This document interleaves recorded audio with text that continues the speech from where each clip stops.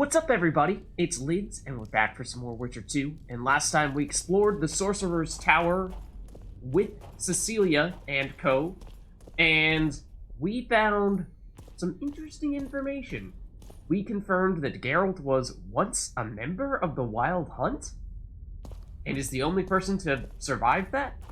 And also got some information about Saskia and Sheila, and seemed to confirm that the two of those were truly in cahoots, and that, well, Sheila may not be quite as innocent as she was trying to lead us to believe. She was kind of in on it with Philippa, or so it seems at least, which probably shouldn't have been much of a surprise. We also did get some notes here from Derhenna, the person whose tower we were going into. Let's see, I've started reviewing the manuscripts. The city annals have survived only in part. The most interesting volumes seem to be missing. Curiously, up to this point, I've not found a single mention of the Vrans. The Vrans being that ancient civilization that originally created Lochmoin. I've happened on an intriguing document. Content is encrypted, and the dialect itself is strange. Ciphering it is consuming a lot of time. I've recognized the word reptiles, which is a promising thread. The document bears the seal of one Goveth. I've never heard of this individual. I don't think we have either. And do we... We have notes number 3? We have 1, 2, 4, and 5? Huh? We definitely don't have 3. And I was pretty sure we looked through this place pretty thoroughly, but good thing that we double-checked here, because there's a chance we're missing one. Maybe Cecilia might have ran off with it, but I don't know. I've started to record the mutation procedures once more, excuse me. This time, in a magically protected tome. I now also realize how serious and far-reaching my discovery might prove. If this disease attacked both the Vrans and those Anshe who are not vaccinated, what will happen if someone mad or vile enough can be found among humans? Could this have been the predecessor to the Witcher's mutation process? I regret having learned of this dark episode in the city's history. I've become wary of danger, as the elves must surely be aware that someone has discovered their secret. I've made my last stroll into the ruins of the Black Academy. I will seal my laboratory and disappear. Time has finally come to see Zeracania once more. Okay, I do feel the need. I know we did a fairly thorough look around last time for any remaining notes in here.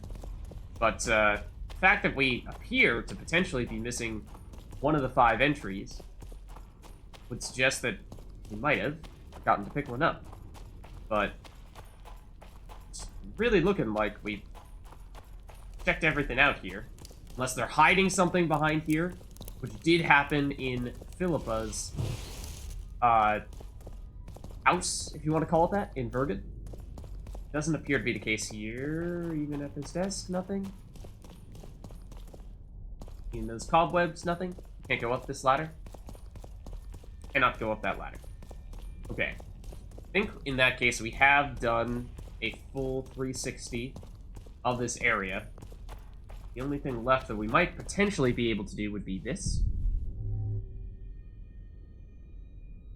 Doors.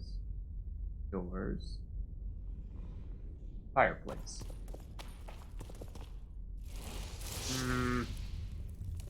So that's looking like there isn't much left. Thought our journal said something. Oh, what is this? Indicating that we had completed finding all the stuff in here. Geralt found multiple excerpts from Derhenna's journal in the cellars of Lochmoin. In one, the sorcerer mentioned a grimoire he had penned. Given its author's genius, this scholarly tome would likely be very valuable. Keeping an eye out for it was a smart idea without question. Well, Cynthia thought so too. The sorceress also proved craftier than our hero and outmaneuvered him. Derhenna's masterpiece landed in Nilfgaardian hands. Okay, so she may very well have walked off with the final piece then, in that case, it would seem. So I think, in that case, we may be done in here. And there are two ways out of here. Presumably one is the way we came in and one is not. And I have no idea which one of those is which. Maybe if we take a peek in the map. This would appear to be not the way we came, I think. Oh. Yeah, I'd say it's probably a good thing that we checked out what's in here. A little bit of crafting materials. That's a little bit creepy, that door shut behind us. Yeah. Ooh. Else in here? Despite the fact that that bag is lighting up, it seems as though we can't actually loot it. I think it was just what was in that chest there. But yes, definitely a good thing that we made sure to double check that door. And now I'm not sure if we're gonna end up having to walk our way all the way through all the areas that we came through. Hello. Oh, okay, we do have the option to... This is basically what I was just wondering. Will we need to go through all the places that we were exploring earlier, or can we just go straight up to the surface? And I think we were pretty thorough in checking things in all these areas before. I think, although initially we may not have been, I think after we finished all the trivia, went back and made sure to check for other loot in here, so I think we are good. Hoping we are. Hey guys, how's it going? It's the scientist guy. Oh no, same character model, but one of the scientist guys, or both of the scientist guys, are very much no longer with us. Okay, so let's see. We want to find Cecilia, and I think she said she would be in the quote-unquote inn. I believe is technically this place here. Doesn't really look that much like an inn, but I think it's the closest thing we have to that.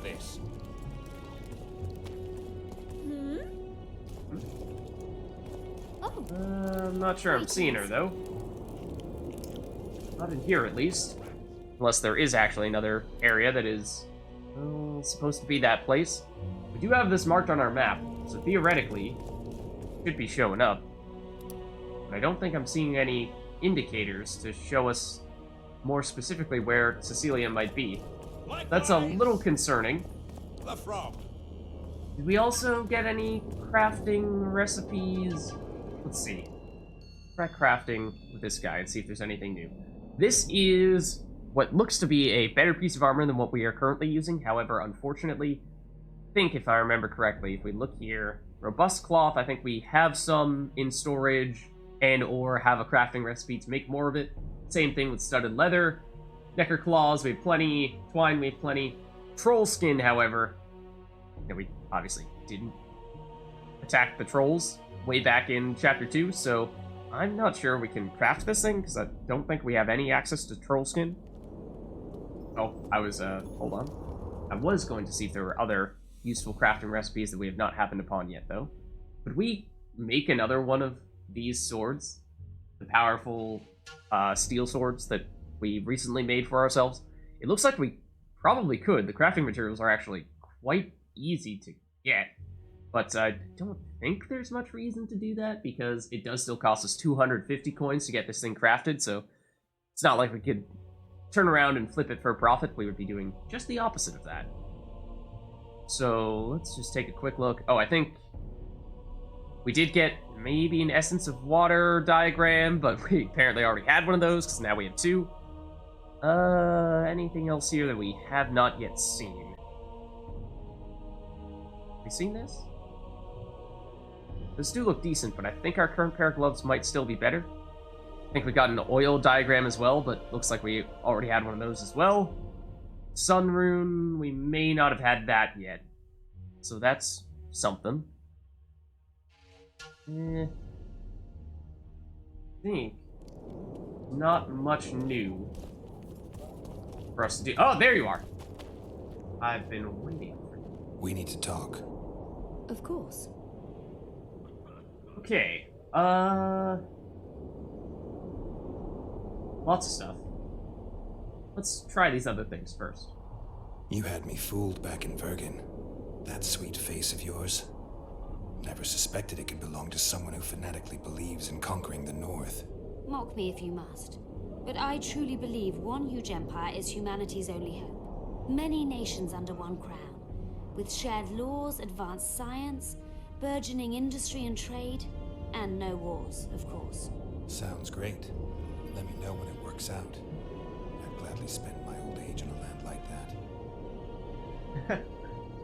Yeah, so we've heard a lot about Temeria, Redania, Kedwin, Edirn. Nilfgaard is a little bit on the outskirts of all those talks, but obviously they're here in Lochmoin now. Apparently they are to the south, I believe, and they tend to be referred to as the Empire, so I guess they're trying to, in classic Empire fashion, take over the world, much like everyone else, really, and unite, if you will, everyone under one banner. However unlikely that may actually be. These ruins must hold many secrets. I'm certain of that. It was a beautiful city. A city full of talent and hope. But that ill ended with the coming of the Nordling armies. Oh, I'm sorry, apparently. It's our fault. Armies had been imperial. Your king started the war with the Enshe. Nilfgaard's relations with the elves have always been peaceful. They really did a job on your brain. Take it Geralt does not believe that to be a true statement. That was an interesting adventure, Cynthia. Yes. People bond over experiences like that. Let's not go that far now. Makes you wonder what happened back in Vergen. Did you get your promotion? Not yet. But His Imperial Majesty rewards dedication. Can he discern the truth from lies? What do you mean? I take it the Emperor has no idea his sorceress helped a mutant kill a Nilfgaardian mage. Right. It was a dangerous expedition. Casualties were inevitable. He'll content himself with that. Got time to talk? Or are you off on another dangerous mission? Even we Nilfgaardian agents rest sometimes. Every word you say is a lie. I mean, that is probably closer to the truth than a lie. But, still. Used the artifact yet? I'm working on improving it. I think it'll be useful one day. I'm sure it will. It's already seemed pretty useful for us.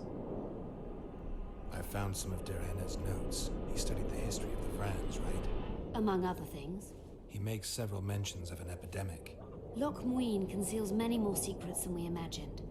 I doubt we'll ever know all of them. Well, if Derhenna's to be trusted, the epidemic had something to do with the Enshe. Maybe the Vrans caught the disease from the elves. I'm no expert on diseases, Witcher. Who knows? Perhaps Derhenna was right, and the decline of Vrani civilization was much darker and more sudden than we thought.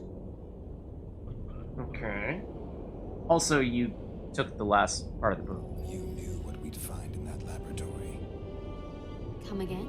You wanted the bacteria strains that killed the Vrans, or more precisely, Derhenna's notes from his research into them. This is very dangerous knowledge. I suspect that's exactly why the Emperor is so interested. The North is in chaos. An epidemic is the last thing you need. Right, And which is one why you could want it. break out if Derhenna's book fell into the wrong hands. Fortunately, Right. it's now in the right hands, in Emir's civilized and manicured hands. Precisely. Emir? I don't remember who that is, though. I'm finding it hard to believe anything you say. Did you come here to insult me? Maybe a little bit. Sorry. What exactly do you want? Ooh. I guess? Although I feel like this could potentially lead us down a path that we don't really want to follow, but let's give it a shot. I was curious. I wanted to see which Cynthia I'd meet this time.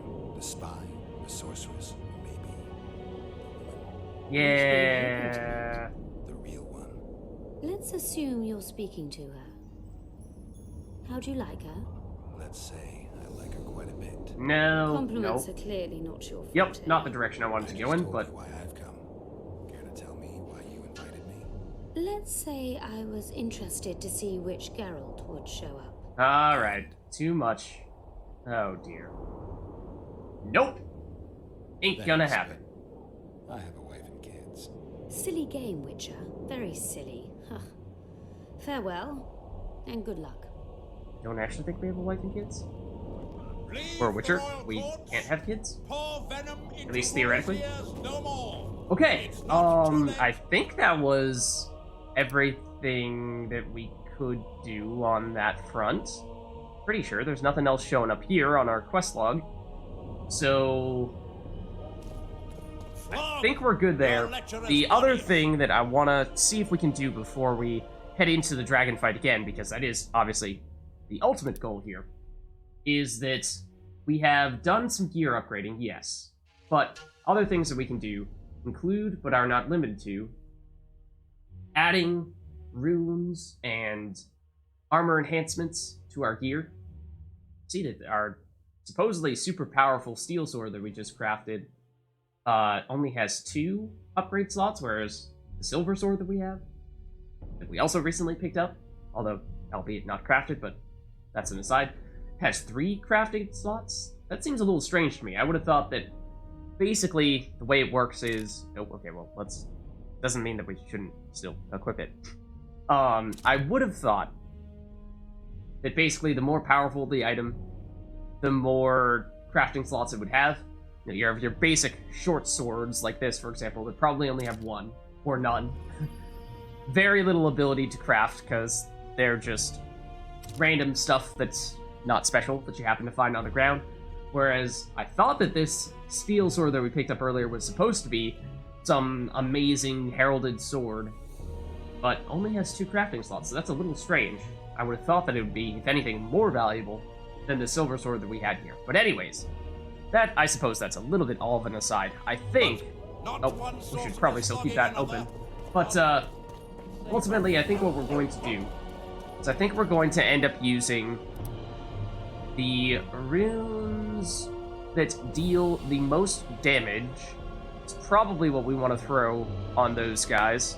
And we did pick up these Draugr Claws as crafting ingredients, but I don't actually know what they go toward, because apparently we didn't have any before, I don't think. Which would suggest that there might be things that we weren't able to craft previously that now we can craft. These runes, I think, are the ones that I want to use, because I think that 7% damage is the highest of all the various rune types.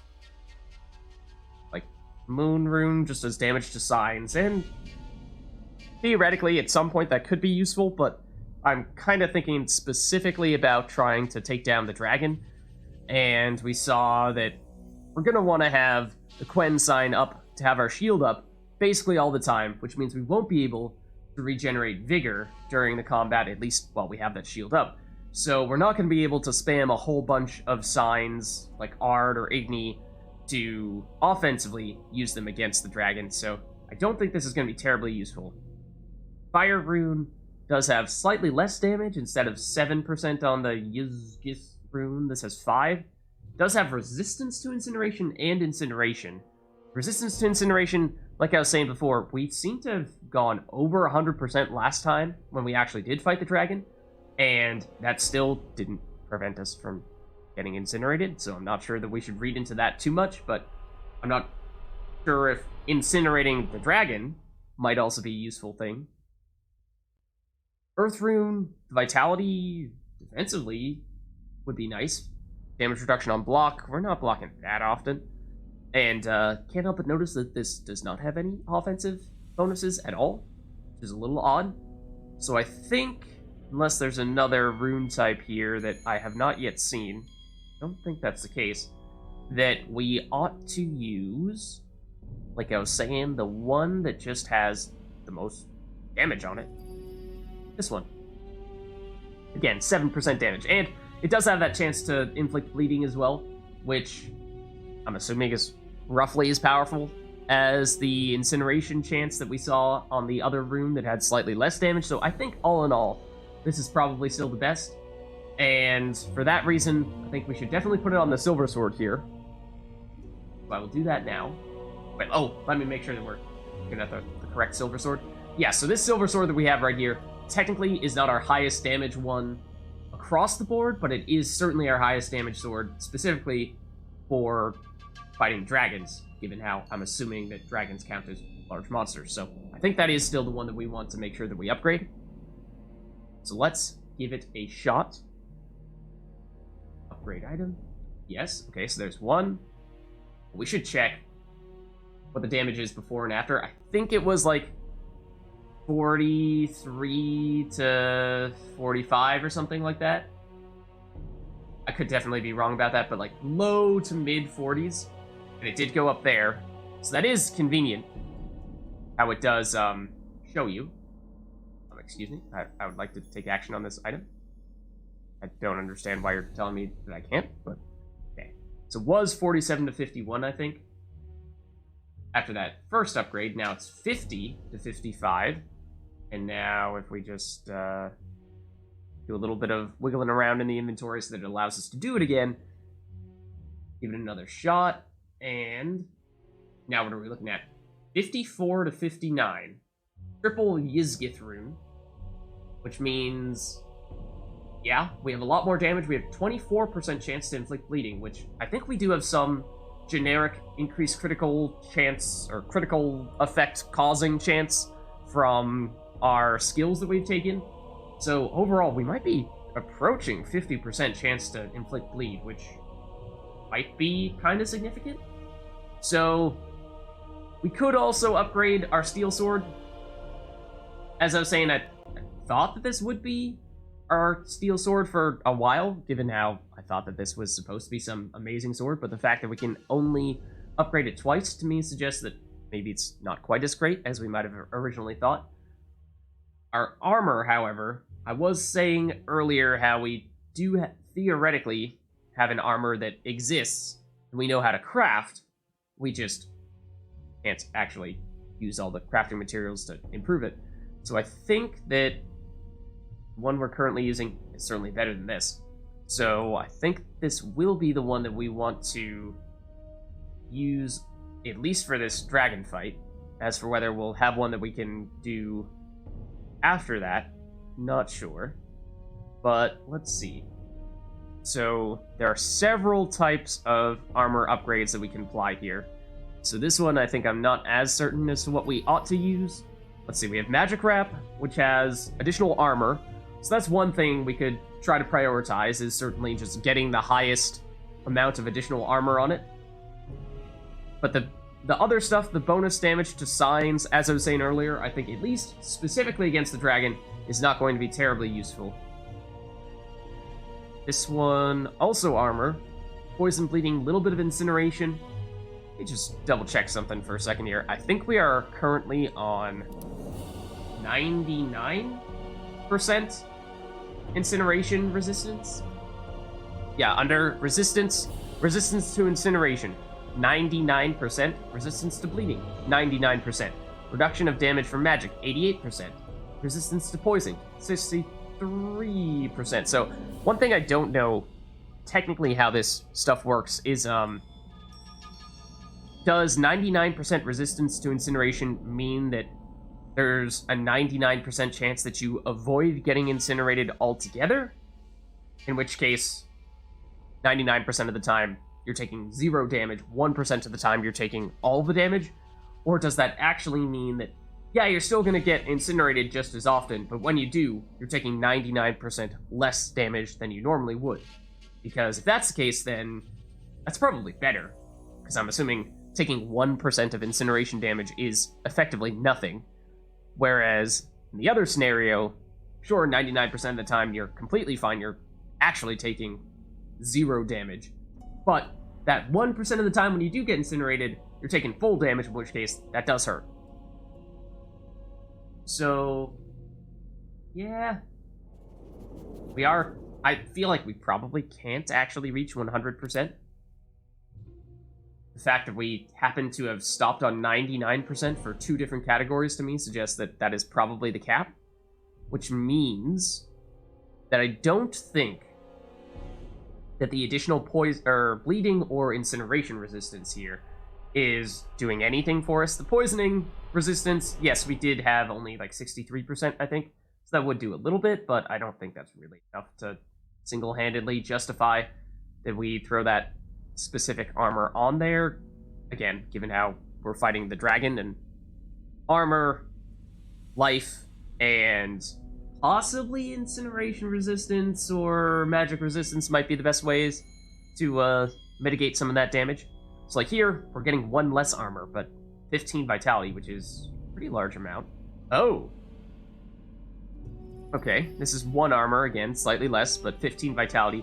In addition to the resistance to bleeding, we did just establish that we're possibly capped out on bleeding, though.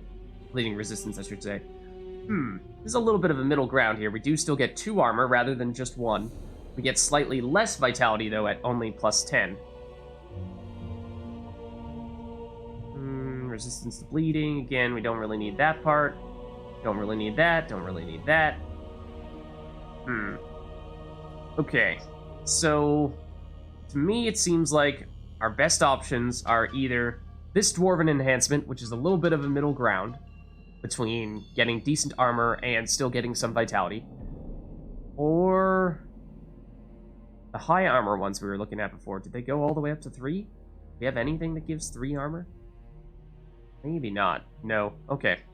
So in that case, I do think it is probably the Dwarven armor. Oh. Or these. For 5 more armor, or 5 more life, rather, per upgrade. So would you rather have, across 2 armor upgrades, 10 additional vitality, or 2 additional armor? And I would think that probably specifically against the dragon, it might be a little bit better to go with the additional vitality, because I'm assuming that, you know, the dragon hits us twice, and then we go down. So, that, at most. So, that means that, at best, we're getting 2 attacks in which we're mitigating damage from armor. So that means 2 additional armor times 2 is 4 damage, whereas getting 10% extra life is, or I wish it was percent, 10 flat life is 10 extra survivability that we would not have otherwise had. So 4 versus 10, 10 is better. Although I feel like that's probably small enough of a difference that even though we were just talking about min-maxing specifically for the dragon, this is probably small enough of a difference that we could just throw on the Dwarven enhancement. So I feel like, yeah, let's go that route. Yes. Okay. So that, yep, added a little bit of vitality to it, added a little bit of armor to it. So let's do it again. Oh, okay, I just accidentally threw a Yizgith rune on this guy, because I assumed that we were still hovering over the Dwarven armor. I think we were ultimately considering doing that, and while we're at it, sure, we'll commit to this. So, yeah, I was a little bit on the fence, but I still think, at least short-term, certainly this is still the way to go on the Steel Sword. Long-term, we may ultimately get one that will outperform that, but let's go back to the Dwarven enhancements. This is what I actually meant to do. We apply that, and now we have additional armor, 20 additional vitality, so I think that is going to be helpful for us, at least a little bit, in the dragon fight. Again, we're pretty much looking for almost any advantage we can get at this point. Just something that can push us over the edge. Because it felt like previously we were close. Well, we weren't that close. If we got much better, then we might have theoretically been able to do it, but it would have taken a very strong performance. I'm gonna trade some of this other junk that we have hanging around in here. So, by improving our gear, leveling up a little bit, the goal there was largely to make sure that we didn't have to play perfectly to succeed. That we just needed to do a little bit better than what we were doing before, and that we would still be able to succeed. Oh, we did pick up a Golem trophy, which I need to double check relative to what we're currently using, but that might actually be better as well. So let me take a quick look at that. Golem trophy versus... Where's our existing trophy? Oh, here. More armor. Less vitality. Ooh. Okay, so that is another sort of tricky one. Feel like, on this occasion, the difference is larger than those armor enhancements that we were talking about just a minute ago, where it's not just 2 armor difference, it's 5 armor difference. It's not just 10 vitality or 20, 10 or 20 vitality difference, I don't remember, but it's 40.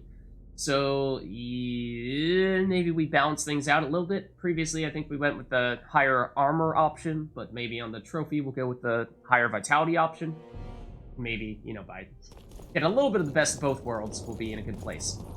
But with that, I think this is probably a good place for us to stop here, because we've, I believe, done most, if not all, of the side quests that we can still do here, and done most, if not all, of the powering up that we can do before heading back into the dragon fight. So I think that, I mean, I hesitate a little bit to say this, but we might be ready to do it. So, hope you guys enjoyed this video. You know what's coming in the next one, so I'll catch you then.